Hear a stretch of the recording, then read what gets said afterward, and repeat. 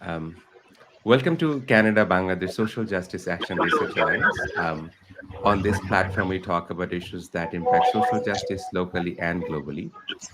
Today, we have with us Wafaa Aludaini, a Palestinian journalist and activist. Um, we will hear from Wafaa about what life is like under Israeli occupation. But at the start of our conversation, I must tell you that it might happen that where Wi-Fi is, the electricity might be gone, or the power there can be a power failure in Gaza. So our conversation might stop abruptly. So we're just saying this to our audience and people. So Wafa, one of the things that we use these conversations for students around the world, who wants to understand the world critically, wants to understand human rights issues. Um, not something that we don't get to understand from media, from books, from those places. So we will use this conversation for our students to learn about, the situation in Gaza, the situation in Palestine, so that this is not just a conversation, this is also an educational tool. So with that, Wafa, thank you very much and welcome to our conversation. Yeah, thank you so much for hosting me, and thanks for giving me this opportunity to speak up for my people. Thank you, Wafa. The first question, sorry, go on. You wanted to say something? No, this is fine. I thought, yeah, okay. Okay. So the first question I have is that please tell us about yourself and how you got involved with journalism and how did you become an activist? Yeah. Okay. Yeah, I'm Wafaa Aludaini. I'm a Palestinian journalist based here in the Gaza Strip. I report and write for different publications and outlets, or international publications and outlets. I lead a youth group, a group of young journalists and activists who report about the daily life and the Israeli violations against the Palestinian people. And also, I am an activist as well. Since 2013, I started in journalism and activism as well. Also, I'm a Palestinian refugee. My parents and grandparents were forced to flee their homes in 1948 in what is right now known as Israel. But this was like my grandparents and my parents' homes and towns. Yeah, this is just in a brief about me. Yeah. Thank you, Wafa. You were talking about a group that you're part of that reports on daily lives of Palestine. Could you tell us more about it, that why it started, how it started, and how it operates? Yeah.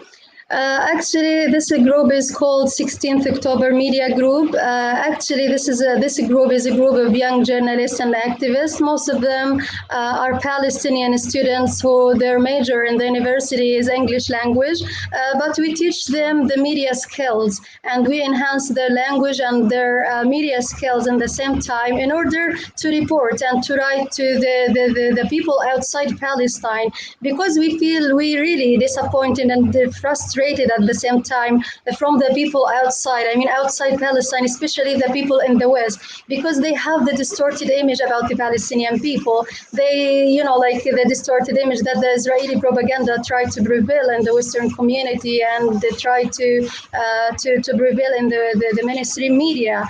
So we are trying our best. Actually, we are trying so hard in order to report exactly what is happening on the ground here in Palestine, to report exactly the reality here in Palestine, because we know that the mainstream media and the media outside they never report anything about Palestine. And whenever they report anything about Palestine, when there is bloodshed here in Gaza or even in Palestine, so they just report that there are like Palestinians fire rockets and this stuff. But in fact, there are so many human interest stories that should be told to the world outside Palestine.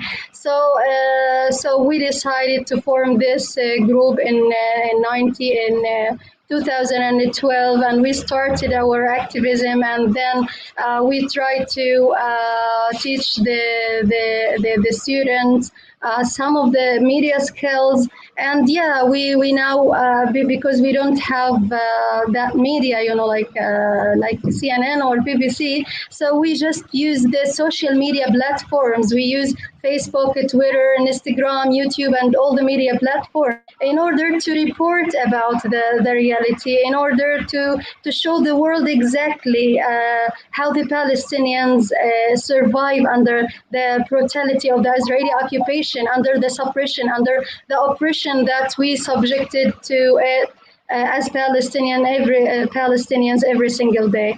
So that's why we started this group, and actually, why we call it 16th October group. It's because in 2008, 2009, when the Israeli occupation, they launched escalation or aggression on the people of Gaza, where thousands got killed and so many got displaced or become homeless, become displaced as Israel destroyed like thousands of homes. So after that, the Goldstone report, they condemned the Israeli crimes against the people of Gaza. But at that time, actually, this report or this Goldstone report, nobody talked about it. Nobody blamed Israel for what they did for the Palestinian people. So that's why we decided to tell the world. We decided to speak up for our people. That the Israeli occupation every single day they just violate the international law. They kill Palestinians. They massacre families for while they are in their homes, and nobody blame Israel for what they are doing. At the end, they just blame Palestinians for resisting the occupation, for defending themselves. So it's so important and it's so significant here for the Palestinian youth who could speak in English to exactly tell the world, to enlighten the world about what is happening here. So this is the main aim actually, and really we produced several video reports and we did several live coverage. But like the Facebook administration and the social media administrations actually they attack or they disable the Palestinian whenever they find any page talks about Palestinian narrative and tell the truth, they just disable and delete their accounts. So we got actually so many of our accounts deleted and disabled by the Facebook administration. But this actually do not make us stop from speaking this truth. We just, whenever they close an account, we just create another one, and we create another 1, 2, 3, 4, and more. So this is the main aim, and we hope, inshallah, that the world can hear us and act and stop Israel from what they are doing for Palestinians. I mean, I was about to ask you that question because, and you were talking about propaganda. My doctoral dissertation looks into how different parts of the world, even governments, are using computational computer or technology to spread propaganda. And Israel is one of the best in its class in distorting the reality, in suppressing the global media. And it is so praiseworthy, and this is so encouraging, even not only for Palestine, anywhere in the world where the mainstream media is not telling the truth. We can't rely on them because many scholars have talked about it, is that the mainstream media will talk in favor of Israel, in favor of the interest of the capital, interest of money. They're not going to talk about human rights. So it's very encouraging. And I saw one of the videos that, one of the videos that you have one segment that the young children, yeah, they talk about their realities.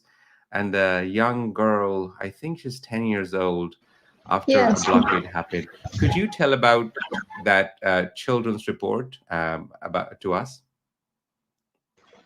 Yeah, of course. Her name is Nadine. She's the youngest journalist in our group. Actually, Nadine was like, like a ordinary kid here, lived here in Gaza, lived here in Gaza. Whenever, if you know her story, you will get shocked, because you'll get shocked because always in the mainstream media, they tell us, or they tell the people that we teach our children hatred, but in the same time our children learn hatred from the occupation. Nobody teach them that. And this thing actually happened with Nadine. Nadine just 10 years old, and like she told me that she has never watched news or know exactly what is happening here in Gaza because she's still young, and she likes to play video games and practice. She likes to speak in English, so she just keep watching YouTube videos and this stuff. But when during the latest aggression on Gaza, actually this thing was like the first experience for her to witness such brutality. So that's why when she asked her father, "What is that?" and he told her that this is Israeli airstrike on the people of Gaza.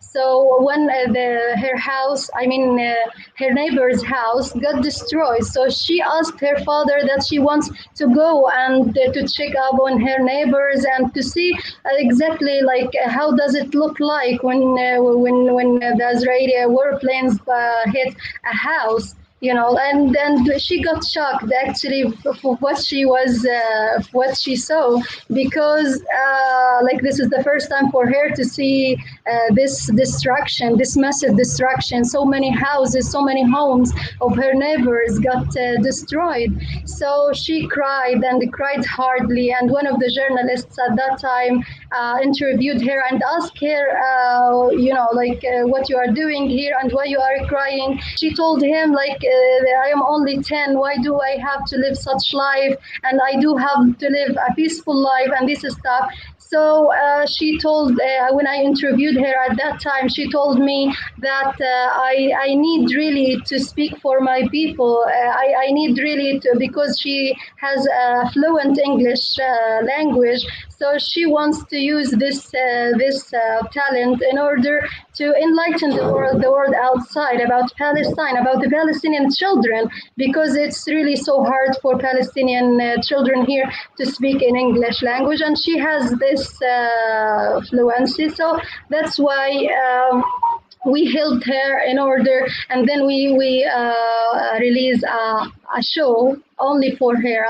The show called Palestinian Kids Talk, and it's only cover like the topics that shed the lights on the suffering of the Palestinian children, and in the same time the talents and the steadfastness of the Palestinian children. We released 2 episodes, and we are preparing at the moment for the third episode, and inshallah it's gonna be released very soon.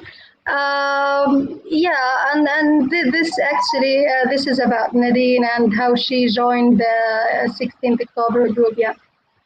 Thank you so much. Wafa, I'm not very fluent in Arabic. I think somebody, what I think Ukti means sister. MashaAllah, Ukti Wafa. Um, so you can probably tell me what it means. Um, is this a question, Wafa? Okay. So we have a question from Shamsul Arifin. I like to know from Wafa, struggling woman journalist from Gaza for the occupied nation. what is the main gap between Hamas and Fatah unity? I mean, I'm not sure, maybe Intifada or Fatah unity. As the freedom of the humans being, we like to. Okay, so if I understood the question, that I know it is a very important question, is that even I grew up watching um, the Palestinian men. I'm not. They have they make incredible contributions and they made a lot of sacrifices. But Palestinian women have been part of the resistance for a very long time. Unfortunately, we don't see enough recognition. Um, we don't see enough acknowledgement from outside the world. Like, we don't know. You are the first Palestinian woman journalist I'm talking in my entire life. So please tell us about the contribution of Palestinian women in this resistance. Yeah. Of course, you know that the Palestinian women are always in the front line. They just fight the occupation side by side with men. Yes, we are in the Middle East and we are so conservative, but this doesn't mean that we don't have to fight for our life. You know, because we have occupation, so they have to fight. So the thing is, I mean, the Palestinian women, you can find them that they are the mother and the sisters and the daughters of martyrs, and you can see them also martyrs. And so many women got murdered by the Israeli occupation fire. So many got jailed, and now we have 44 women inside the Israeli occupation jail, and in the past there were more than that. So you can find them everywhere, and they are the ones who raise the freedom fighters. They are the ones who who survive, or who help their fathers or their brothers to keep going in this life. So whenever you find like there is a peaceful protest, you can find them so obvious. I mean, their presence is so obvious in these peaceful protests. And actually, they prove that without women, without Palestinian women, we can't achieve a freedom. So that's why we find them in everywhere, side by side with men, and fighting the occupation because it's their legal right to fight the occupation. And you know, like the mainstream media are trying to show the Palestinian women as women stuck in their homes and do nothing, just raising terrorists, or I don't know what they are thinking. But the truth here is something different. I mean, the Palestinian women proves that they are the ones who contribute in the Palestinian struggle, and without the Palestinian women, no freedom can be achieved.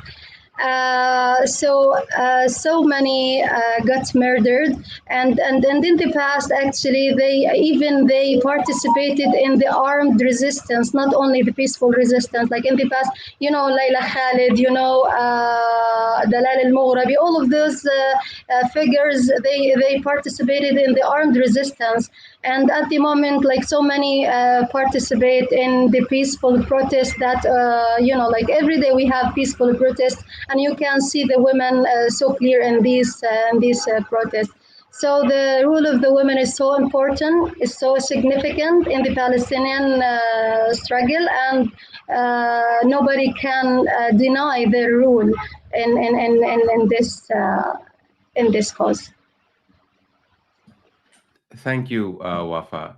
A very prominent development worker from Bangladesh has asked a question in regards to the status of women in Palestine at the moment. How do you see the contribution of the NGOs on the women empowerment? Do you feel their role has created alarming inequality between man and woman, being only focused on gender and development? So if I want to translate, in my way, is that obviously women's role is very important. There is no doubt about it. Unfortunately, and I want to say this unapologetically, not in all Muslim communities in the world, we do not recognize the contributions of women adequately, sufficiently. We need to start thinking. We need to start understanding that, how the role of women have been in our life.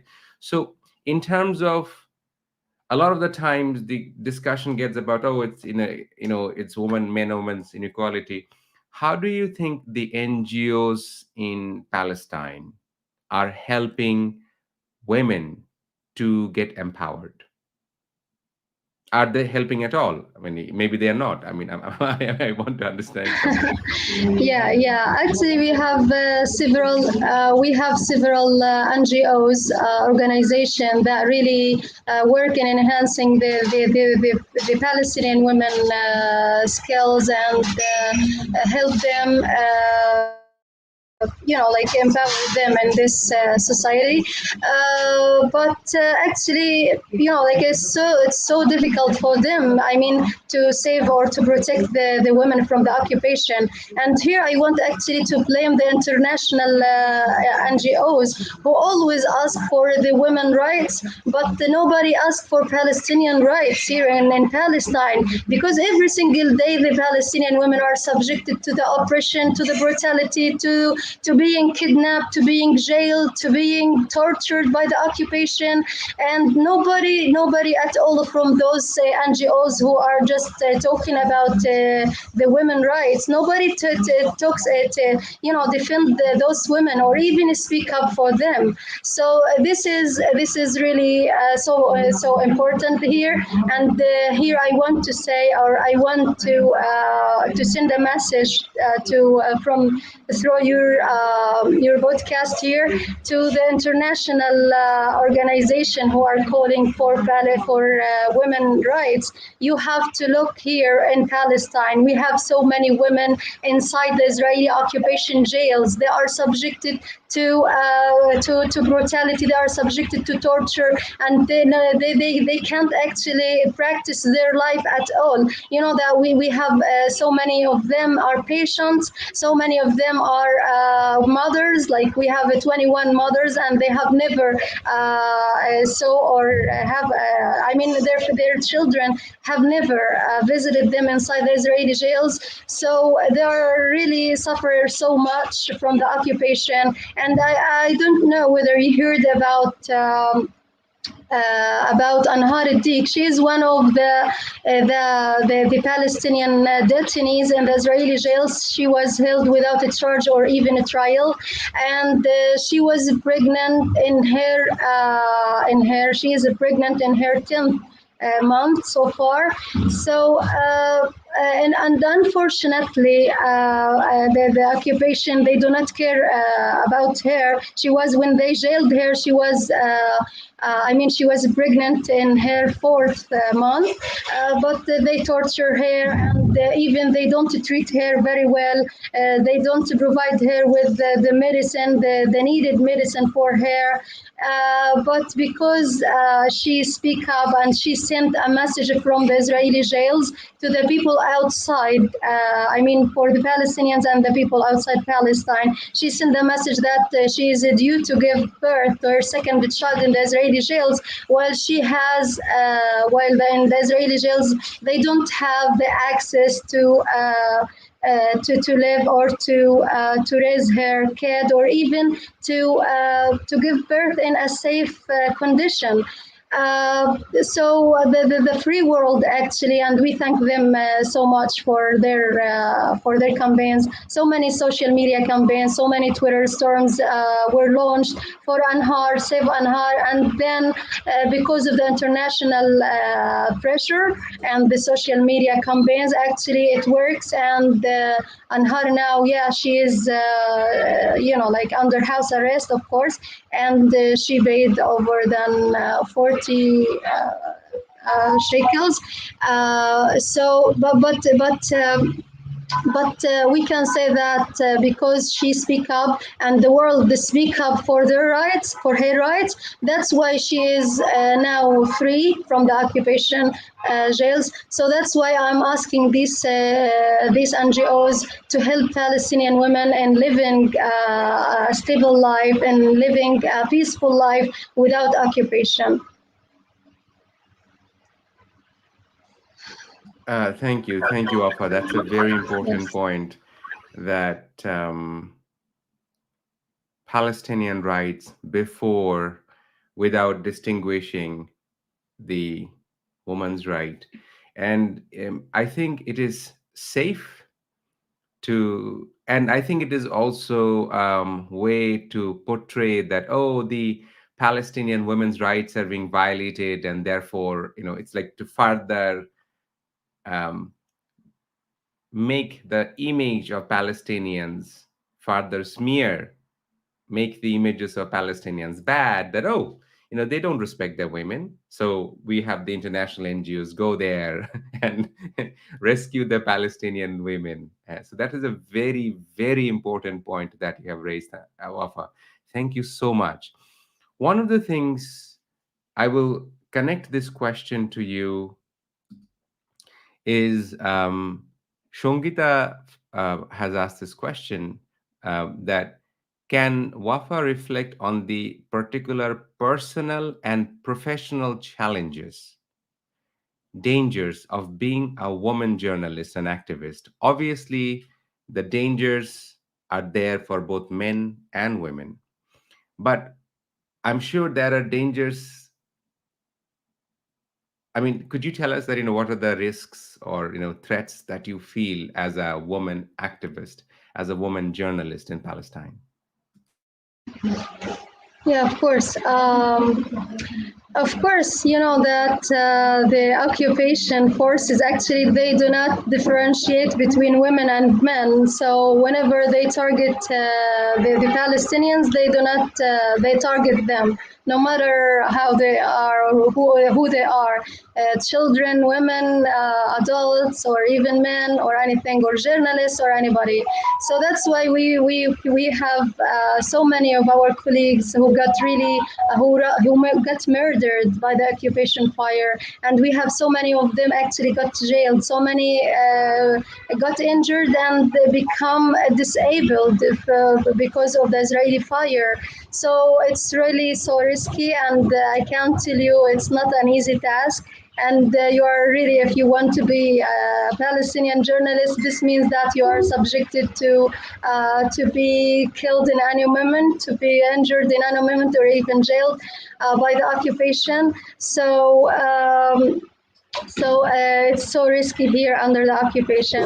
And regarding the thing and regarding the conveying of our message outside Palestine, actually it's really so difficult because we you know that the Israeli propaganda, like they just occupy the hearts and the minds of the people, and even they occupy the media, and they distort the Palestinian image and so on. So we find it so difficult here in order whenever we want to talk about our human interest stories, to tell the people about the Palestinian stories here from every house. We find it so difficult to release it in the international publications and outlets, because they just fear from the Israelis of being accused of anti-Semitic and this stuff. So they just try to use like so many wrong terms against Palestinians, and then they just use them in order to satisfy the occupation, in order to satisfy the Israeli lobby and so on. So this is actually we suffer from this thing that so many terms are really wrong. Yeah, I mean, for example, whenever they say that Palestinian died, as if he died from nothing, from not he is not massacring. Like so many of the people got massacred while they are in their homes. by the Israeli occupation warplanes. But the thing here, they say in the media that Palestinian family died, and this is really very wrong. They really got massacred. They slaughtered, we can say. And then whenever they say conflict, and or war, this is really wrong, because whenever they say conflict or war, this means that we have to balance power, we have two countries that fight each other. But the truth is really wrong here. We have Palestine, I mean, in 19 before 1948 we have Palestine, and then the Israeli, or at that time the Zionist militias, they came and entered, they invade Palestine by the help of the British mandate at that time, and then they occupy the Palestinian homes, and they massacring them, and they did so many, like, they cleansed them ethnically actually. That's it. It's not a war. It's not a conflict. So this is one thing. Secondly, and also regarding the social media, as I said before, it's really so difficult for us as journalists. Like for me, I got lost like over than 10 or 20 accounts on Facebook, and so many on Twitter and other platforms. It's only because I just report. I don't really spread hatred or do not say anything. Just tell them that Palestinian family got massacred. Like tell them that there is a Palestinian house got damaged or got destroyed by the occupation warplanes, and then they just like disabled my accounts because I just report the truth. So this is another actually dilemma or another problem that we face as Palestinian journalists and activists whenever we want to talk about Palestine and to enlighten the world about what is happening here. Absolutely, Wafa, because I've read reports, both academically, I mean, obviously there are literature about it, is that, under the name of their terms and condition, when you are saying things about the Israeli violence, then you are violating the platform policy of Facebook and Twitter and YouTube, and Al Jazeera has actually reported on it, that how Facebook is actually blocking, Twitter is blocking Palestinian journalists' account. And this is what, I mean, I have learned it coming here in Canada. I'm a Bangladeshi. I grew up in Bangladesh. I have been teaching for over 2 decades. I have taught in Bangladesh. Now I teach here. Um, And absolutely, the global network that we have on the Canada Bangladesh Social Justice Action Research Alliance, we want to work with you. We want to use our global network, because one of the things that I have learned coming to Canada from the indigenous people, building relationship offline. I mean, obviously, we are now online. In order to, what I mean to say is that to stay in touch with you, or when something happens, how many places can you block? Like if you, I know that in Bangladesh, hundreds of millions of people are in support of Palestinians. But I know that this very conversation you and I are having right now, the Facebook algorithm is blocking the spread of this conversation because we are using the word Palestine and Israel. So, being a researcher in this field, I can tell you that it is possible and it is happening just right now. And I would not be surprised if I get blocked, because I know friends who have been blocked in that way. Question to you: when you are trying to spread Palestinian news, it is becoming so difficult. And then you have another person, Nas Daily, who is so popular in Facebook, who has millions and millions of followers. And he has been critiqued by many people for whitewashing Israeli violence in Palestine. He says, oh, it's a conflict. But you just said right now, and we know that it is not a conflict. It is an Israeli military occupation. It's not a conflict. So we know about it. Now, when Nastali, he's a Palestinian citizen of Israel. I mean, that gets tricky, right?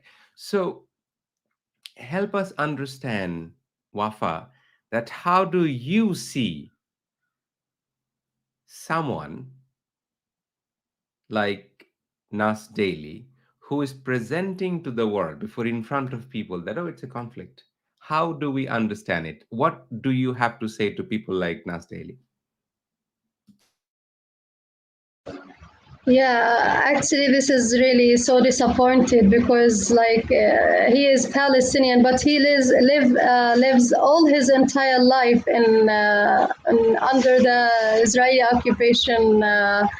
Law and power. So I'm sure they burned his watch. They washed his brain.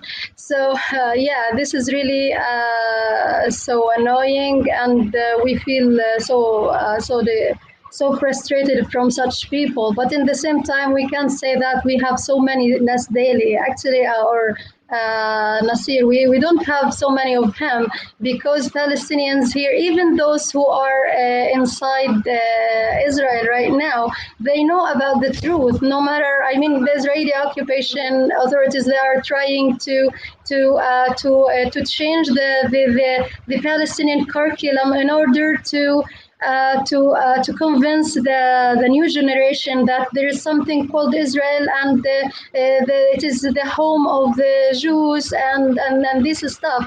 But this doesn't work, and we have the new generation. Actually, they know about this thing, and they can't change their minds because nobody can change the truth.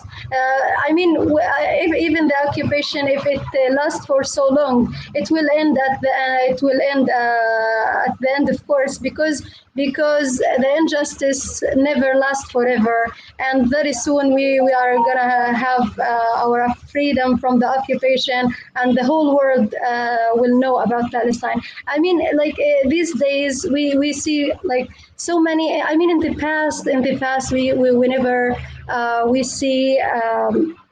In the media, so many Americans or so many of Westerns, they don't know about Palestine. But regarding, I mean, A.P. Martin and another journalists, so many journalists, so many international journalists or American journalists, when they came here to Palestine, actually, they discover the truth. I mean, A.B. Martin, when she visited the West Bank a couple of years ago, she said in the media that she got shocked from what she saw because she has never seen this in the media, and this is really so bad. And then she speak up for Palestinians, and started to show the world exactly what she saw and what she witnessed from the occupation. And this is really so important. I mean, I just invite all of the activists, all of the journalists across the world to come to Palestine and they see that by themselves. They don't have to follow the mainstream media to know about Palestine. Come to Palestine and see by yourself how the occupation deal with our people, how the occupation treat the children. You know that there are minors inside the Israeli occupation jails. We have a kid 12 years old. He is in Israeli jails. This is really so bad, and the media would never report about this. So come here and see and listen to the Palestinians themselves. Listen to their stories. Don't follow the media. I mean, whenever because the social media administrations and the Facebook administration, they know that the media or the activists change a little bit in the Palestinian or in they change a little bit the perspective of. I mean, like in the people outside Palestine, they do understand that they understand that the Palestinian people are terrorists and this stuff. But now they don't have this image because of the social media posts, because we have so many international activists who work with Palestinians activists here. So those activists, those international activists, actually help in disproving the Israeli lies, in refuting the Israeli lies, actually. So this helped us so much in teaching the people outside. And now we have, like, not all of the people outside understand, but we have some who could act and who could put pressure on their government to stop arming the Israeli forces. And this is really important, and this is really good, because we have to keep reports about Palestine and use the social media, the different or the several, the different social media platforms, in order to show the world exactly what is happening. So when I say Nas Daily, I mean, I was very, and obviously, the Wonder Woman of Hollywood, Gal Gadot. When Gal Gadot, when the military, this I'm going to read Gal Gadot's statement. So the Gal Gadot, Bangladeshi audience, if somebody doesn't know, I'm sure that Wonder Woman, the lady who did the Wonder Woman. Obviously, she millions and hundreds and millions of people know her, right? As she used to be in Israel military. This is what she wrote on Twitter: that my heart breaks.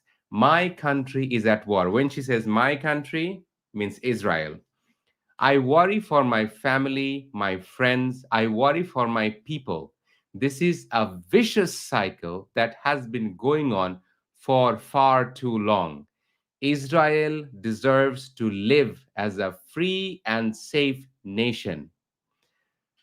Now, the last line says, our neighbors deserve the same. I pray for the victims and their families. I pray for this unimaginable hostility to end. I pray for our leaders to find the solution so we could live side by side in peace. I pray for better days. The problem with this statement I find is that few hundred million people knows Gal Gadot.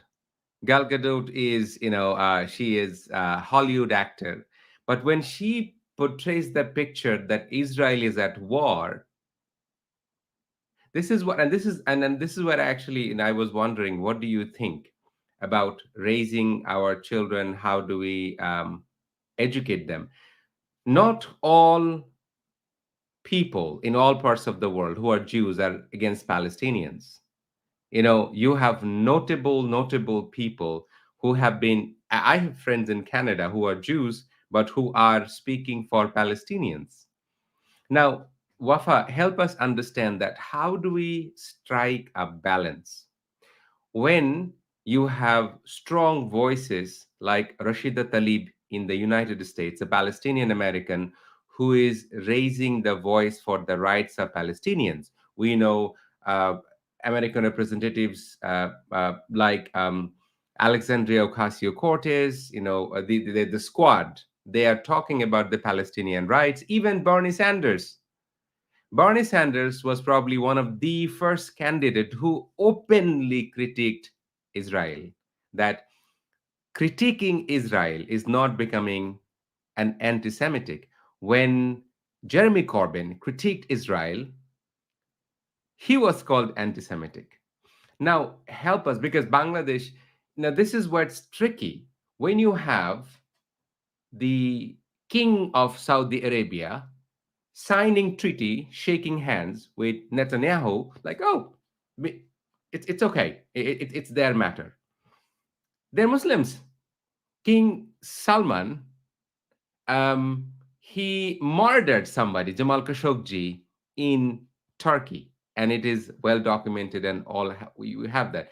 You see, the Muslim leaders are shaking hands with Israel and turning a blind eye to Palestine. But then you have people who are not Muslims.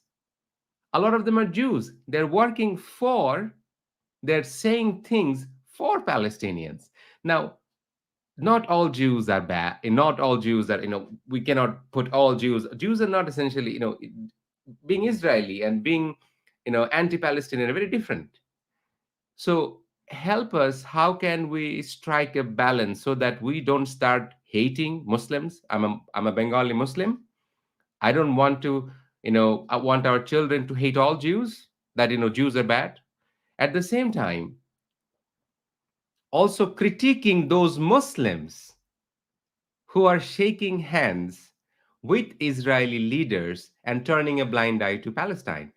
Can you please shed light on that? Yeah, of course. Thanks for this.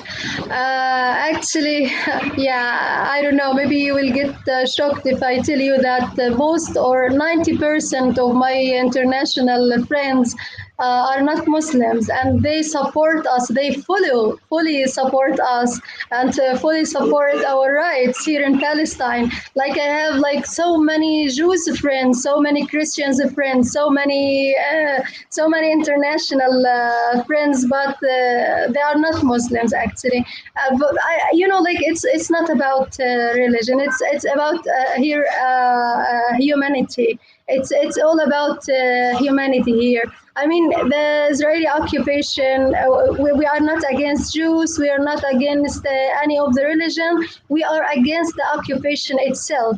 So we have Jews in US, we have Jews in everywhere, but we don't fight them. We don't fight outside Palestine. We only fight here in Palestine because we have occupation. We fight the occupation. So we love all of the people around the world. I mean, even our religion, our Islam. Also, they don't teach us to hate people, to hate any of the religion.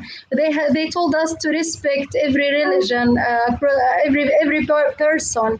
I mean, our Prophet Muhammad, peace be upon him, his neighbor was a Jew, and he was really so good with him, and they were good. So, but this Jews was not occupiers. I mean, what was not occupiers. So that's why our Prophet didn't like fight the occupant of him or stuff.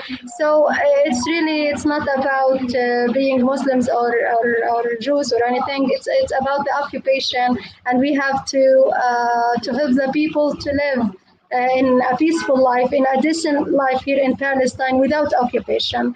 And for those who normalize with Israel, actually, I have no words for them because they always disappoint us. They always do for their favor. And I mean, it's all about money. It's all about politics, them in politics. So it's really so bad to see our own people that they have to be side by side with us. They put their hands in our enemy hand, and this is really disappointed. But we can say like our message here is like to the people outside. Uh,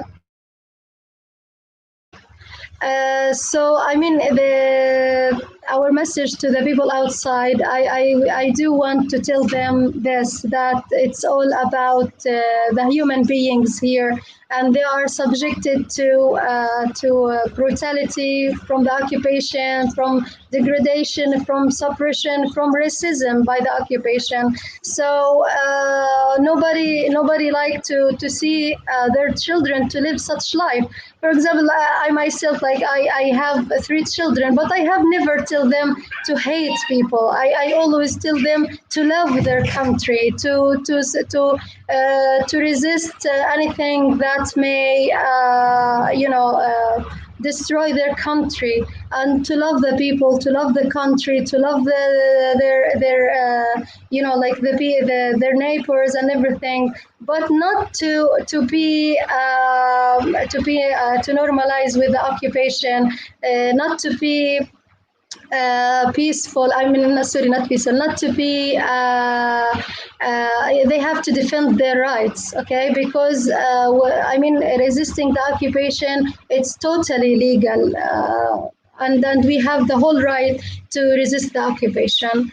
So we have to raise our children on how to love the people and how to defend their country and how to follow well, their religion and how to follow I mean, so many great things in our Islam about dealing with other people. But they have to follow the real Islam, not the distorted Islam. Yeah. I'm not surprised at all, Wafa, when you said that, you have a lot of friends who are international friends, non-Muslim friends, Christian friends, and this is what I try to get. I worked 2 years in Saudi Arabia as a teacher, as a guidance counselor. I have seen Saudi Arabia myself. I don't have to. I don't have to read something to know it. So is that Saudi Arabia is spending billions of dollars buying weapon from United States of America and dropping the bomb on the helpless, hungry Yemenis. Yemenis are Muslims, and you said it beautifully. It's about money. It's about money, and it's in all the kind of. Again, we know that it's very easy to sell all kinds of conspiracy theory. Roger Fowler has asked you a question: what are the best ways for overseas supporters to build international solidarity for Palestinian struggle? That's one. And another, Shamsul Arifin from Bangladesh is asking similar question, that what can we do for people of Palestinians through NGO, basically, let's say Bangladesh is a Muslim majority country. More than 90% people in Bangladesh are Muslim. And obviously you have a overwhelming support for Palestinians. So in terms of education, NGOs, what can we do internationally to build solidarity with the Palestinians? Could you please tell that? Help us understand. Yeah, actually, like I told you about Anharidik story, and this is really a very important example that we should shed the lights on. I mean, without the international pressure on Anhar cause, she will not be freed from the occupation jails. So I mean, the international support is really so important, and really, without their voices, without their support, we cannot convey the message outside Palestine. I mean, here in Palestine, we could tell so many stories about the people. We could tell them about the violations of the occupation against the people of Palestine, but we cannot convey it to the outside world because of the Israeli manipulating or the Israeli control of the media outside. So we depend on them, we rely on them to help us in conveying this message. Like whenever they see Palestinian journalists or activists, they have to share their posts. They have to support them. To take we can just provide pictures and videos here from Palestine, and they can just share it easily on their publications and their social media platforms in order to enlighten the people outside about the Palestinian people. I mean, so many people underestimate their efforts because they say that sharing a post, it means nothing for me, nobody will see it, I don't have many friends. But they didn't have to underestimate their efforts because every single effort is so important. And look, for example, so many of the issues, no one knows about them until the social media activists talk about this or shed the lights on these topics. I mean, so many things that we have to cover here in Palestine, and the ministry media never talk about it. So you have to help us as Palestinian activists and journalists in conveying the message, in releasing our messages outside. I mean, they have to help us in reaching the people outside, to tell them exactly they don't have to support Israel. They have to put pressure on their governments, because the Western governments are considered like the lifeline for Israel. They just aid them with advanced weapons, while Palestinians in the past they only have stones only to defend themselves. In the past they only have stones and knives to defend themselves. But by the time they actually with their simple materials, they just made like homemade rockets. We can't compare it at all with the weapons that Israel use. They have, they have to tell their people about exactly what Israel is doing for Palestinian people, and how they kill children, how they jail children, how they oppress the people of Palestine. Because I'm sure whenever they know, nobody like to see the people are oppressed by their money, of course. So they have to speak up in order to stop their government from aiding advanced from arming Israel, and aid it with advanced weapon to kill Palestinians and oppress them more and more. That is, this is so critical, and this is what I feel, and this is what I will look forward to collaborating with you and many other journalists and activists in Palestine, is that I feel that being located in a Western country, being part of a very Western network, like the European countries, the English-speaking countries, that the way, I mean, I'll tell you that, my student from, he was my student back in Bangladesh, now he's in UK. He was listening to our conversation, and is it not genocide? Absolutely, this is a genocide, what is happening in Palestine. Obviously, I think we need to collaborate a lot more. We need to find out alternative ways. We need to find out how people can use their skills to contribute in amplifying the voice of, I particularly feel it very problematic when, if from the West somebody says, oh, they don't have the voice. Of course they have voices. Are we listening to their voices? That's the question. A very current question to you from Mahmoud is, what about the electricity in Gaza Strip? Is there any alternative for the source of electricity? And please describe shortly about the COVID-19 situation in Gaza.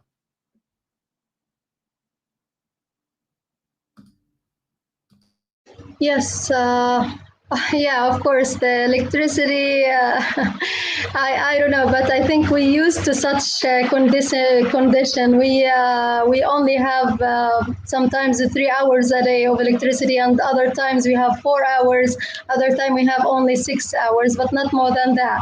So we have a schedule actually for the electricity. So maybe like after like a few minutes, it's gonna be cut off. So pardon me if there is any cut in any moment. Yeah, like the occupation warplanes, actually they targeted the only solar plant in Gaza in 2008. They destroyed it partly, and they do not help in. They do not allow the material that help the electricity, the only power plant in Gaza, to work full. So they need actually machines and the stuff in order to work full, like 24 hours. But they only have 3 generators out of 6, I think, generators. So that's why we don't have electricity all the time, and it's really so bad, because our life, just to stop whenever we don't have electricity. I'm sure that you experience this thing. Like the electricity is so essential in our life, so we have to to recognize that this. So it's really, I mean, also, I think is a question about COVID-19. Yeah, of course, like other parts of the world, here in Gaza, we have several cases. We have like thousands of cases. So many died here in Gaza due to their COVID-19, and like because the Israel imposed land, air, and sea siege on Gaza, so. So actually, this affects all the sectors here in Gaza, including the health sector. That is, we can say the health sector is on the brink of collapse because we have lack of medicine. We don't have enough hospitals. There are so many missing medicine from the like the pharmacies. So this is really we can say it's on the brink of collapse indeed. So with COVID-19 here in Gaza, actually this exacerbates the condition more and more. So this is really so terrible. I mean, the Ministry of Health here are trying so hard in order to help not to help the people. Yeah, I mean not to get collapsed and keep serving the people of Gaza. So. Yeah, I hope that I answered the question. I forgot the third question. Yeah. And before I forget, Wafaa, I just wanted to say that, from India, journalists are watching. I need to ask you a few questions, ending the conversation. Dear audience, as I said, this is the first conversation I'm having with Wafaa. We will have many more future conversations depending on Wafaa's availability. I did really have to ask some questions to Wafaa before the electricity goes.